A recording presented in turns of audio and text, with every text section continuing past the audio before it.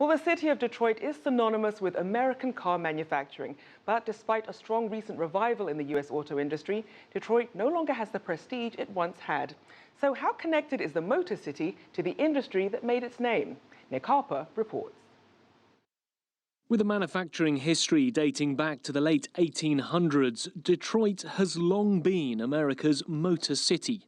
But the years have not been kind. Economic downturn, decline and the city's bankruptcy have left Detroit's motoring industry greatly changed. Between 1903 and 1958, the Packard automotive plant made luxury cars and had facilities that were the envy of manufacturers the world over. Now this iconic site has come to stand more for a city that's lost the very foundations it was built upon.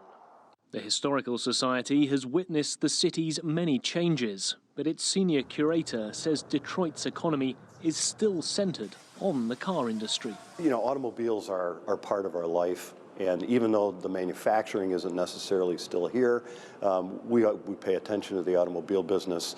The auto show is a big deal in town. Automobiles are still very much part of the Motor City. Some have even questioned whether Detroit still has the right to hold one of America's biggest auto shows. General Motors has been headquartered in Detroit since the mid-1920s, and despite moving jobs overseas to 19 countries, it maintains its connection to the city is still strong. We're absolutely committed.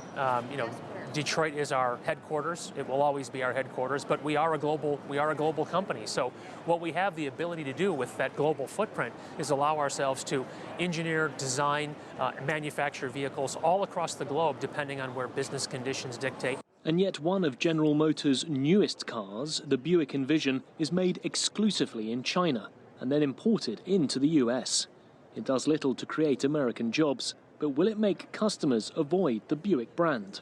I don't think they'll mind that much. A lot of the Fords and the Chryslers are also made in Canada or Mexico, so out of the borders of the USA for sure. It's still Buick, it still feels like an American company, it's still GM overall, so I think they'll be fine. America's car manufacturers had a record year in 2015 for car sales. But with overseas production now so common and many of Detroit's old auto jobs transplanted to foreign soil, it's money that is not finding its way back to the city. Nick Harper, CCTV, Detroit.